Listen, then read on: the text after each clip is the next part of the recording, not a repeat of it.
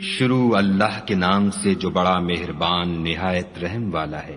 ان فرشتوں کی قسم جو ڈوب کر کھینچ لیتے ہیں اور ان کی جو آسانی سے کھول دیتے ہیں اور ان کی جو تیرتے پھرتے ہیں، پھر لپک کر آگے بڑھتے ہیں، پھر دنیا کے کاموں کا انتظام کرتے ہیں کہ وہ دن آ کر رہے گا جس دن زمین کو بھونچال آئے گا، پھر اس کے پیچھے اور بھونچال آئے گا۔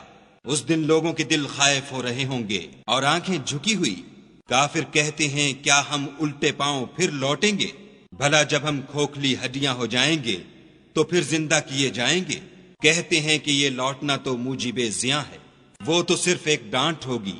اس وقت وہ سب میدان حشر میں آ جمع ہوں گے۔ بھلا تم کو موسیٰ کی حکایت پہنچی ہے جب ان کے پروردگار نے ان کو پاک میدان یعنی طوا میں پکارا اور حکم دیا کہ فرعون کے پاس جاؤ، وہ سرکش ہو رہا ہے، اور اس سے کہو کیا تو چاہتا ہے کہ پاک ہو جائے اور میں تجھے تیرے پروردگار کا رستہ بتاؤں تاکہ تجھے خوف پیدا ہو۔ غرض انہوں نے اس کو بڑی نشانی دکھائی مگر اس نے جھٹلایا اور نہ مانا۔ پھر لوٹ گیا اور تدبیریں کرنے لگا اور لوگوں کو اکٹھا کیا اور پکارا، کہنے لگا کہ تمہارا سب سے بڑا مالک میں ہوں۔ تو خدا نے اس کو دنیا اور آخرت دونوں کے عذاب میں پکڑ لیا۔ جو شخص خدا سے ڈر رکھتا ہے اس کے لیے اس قصے میں عبرت ہے۔ بھلا تمہارا بنانا مشکل ہے یا آسمان کا؟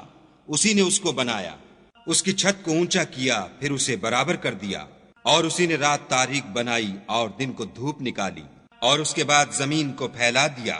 اسی نے اس میں سے اس کا پانی نکالا اور چارہ اگایا، اور اس پر پہاڑوں کا بوجھ رکھ دیا۔ یہ سب کچھ تمہارے اور تمہارے چار پایوں کے فائدے کے لیے کیا۔ تو جب بڑی آفت آئے گی اس دن انسان اپنے کاموں کو یاد کرے گا اور دوزخ دیکھنے والے کے سامنے نکال کر رکھ دی جائے گی۔ تو جس نے سرکشی کی اور دنیا کی زندگی کو مقدم سمجھا اس کا ٹھکانہ دوزخ ہے، اور جو اپنے پروردگار کے سامنے کھڑے ہونے سے ڈرتا اور جی کو خواہشوں سے روکتا رہا اس کا ٹھکانہ بہشت ہے۔ اے پیغمبر صلی اللہ علیہ وآلہ وسلم، لوگ تم سے قیامت کے بارے میں پوچھتے ہیں کہ اس کا وقوع کب ہوگا، سو تم اس کے ذکر سے کس فکر میں ہو؟